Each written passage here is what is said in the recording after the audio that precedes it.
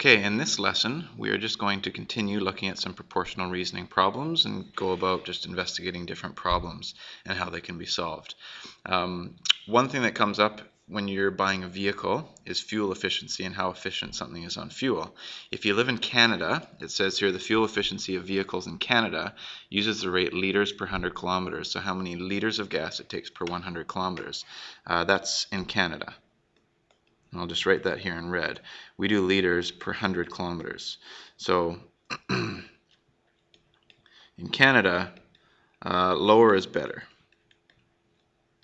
because less liters per 100 kilometers means that your car is better on gas.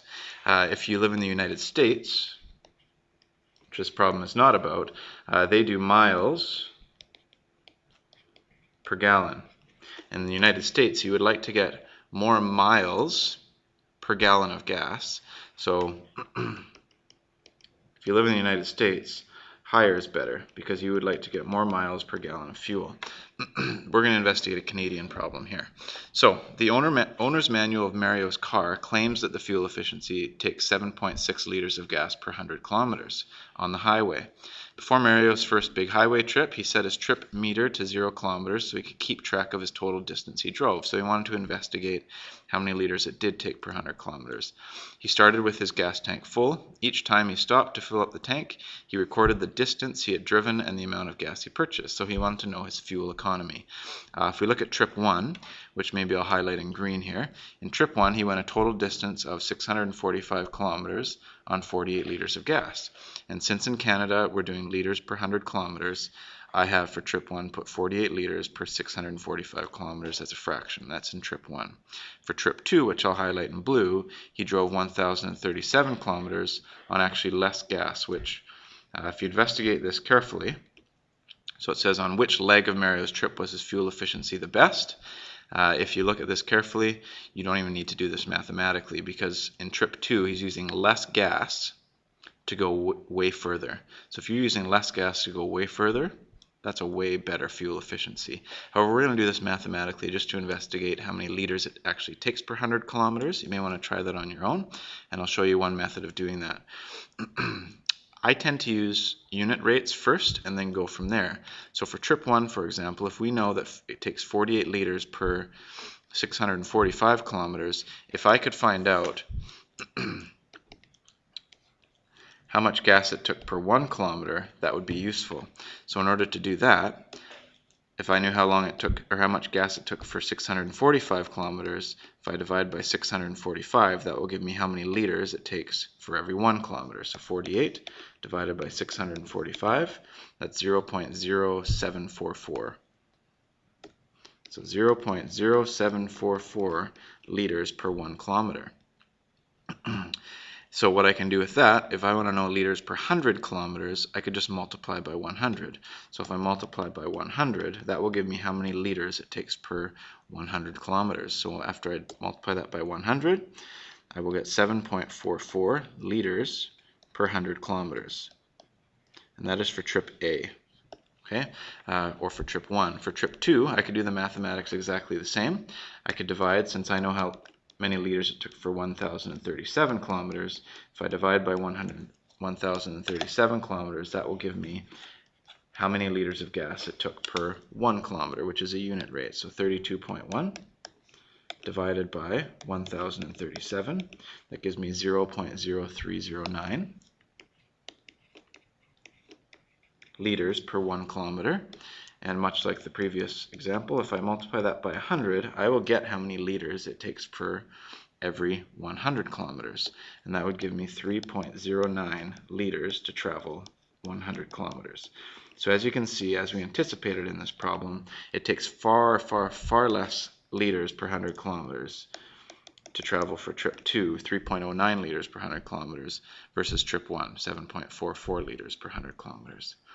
We're going to investigate one more problem, just slightly differently, and then look at the key ideas. So example 3 is a graph, and what this is a distance versus time graph, and it says determine the unit rate of each line segment in kilometers per hour, then describe a scenario that could be represented by this graph. So what happens here is we're starting at 0 time, and 0 distance. Now if you look at this first line segment, which I have highlighted in yellow for you already, this first line segment, whoever it is, has traveled for 30 minutes and gone a distance of 2 kilometers. So that would be, if we want unit rates, we generally want to do minutes per kilometer. So this would be, he has traveled for 30 minutes to travel 2 kilometers. If you look at line segment 2, over a course of 10 minutes, because that's from 30 to 40 minutes, so that is 10 minutes, he has traveled a total of 0 kilometers. So 10 minutes and actually I set this up incorrectly. I apologize. Generally what you would like to do is have kilometers per hour. I mentioned that in a previous lesson, so that's my fault, although you could do it the other way. I think this would be more advantageous. So you might want to do it in kilometers per hour or time per minutes. So in this particular, or distance per minute, so we have 2 kilometers, sorry, for 30 minutes. In the next one, we have that he's traveled 0 kilometers in 10 minutes. In part C, if you look here, he's traveled a total of, this distance is from 2 kilometers to 5 kilometers. That's 3 kilometers over the course of, from 40 to 60 minutes. So it's over the course of 20 minutes. So that's 3 kilometers in 20 minutes. And the last one, he's traveled a total of, from 5 all the way back down to 0. That's 5 kilometers, and he's done that in 5 minutes. Now, I'm going to make these all into 1 hour, and we know that 1 hour has 60 minutes because it says express these as determine each unit rate in kilometers per hour. So I didn't read the question initially, which is, I'm just showing you that it's probably important to read a question in advance. So kilometers per hour, if I multiply this by 2, what I'm going to get is how far he goes in 60 minutes. So that would be a total of 4 kilometers in 60 minutes, which is the same as 4 kilometers per hour. The next problem, 0 kilometers in 10 minutes would be equivalent to 0 kilometers per hour. He's not traveling anywhere anyways. In the next problem, you're going to want to multiply. 20 minutes goes into an hour 3 times, so multiply it by 3, and that would be 9 kilometers every 60 minutes, and 60 minutes is an hour, so that's equivalent to 9 kilometers per hour. And the last one, 5 minutes goes into an hour 12 times. So if I multiply by 12, I will get in this case that it is 60 kilometers every 60 minutes, which is equivalent to 60 kilometers per hour. The last part of the question stated, describe a scenario that could be represented by each part of the graph. 4 kilometers per hour is kind of a walking speed. 0 kilometers is a stopping speed, is not moving at all. 9 kilometers per hour would probably be a slow jog or a jog, and 60 kilometers per hour would be a car, probably in the city, not on the highway. So those are some scenarios that could explain what was going on in this particular problem. Finally, the key ideas.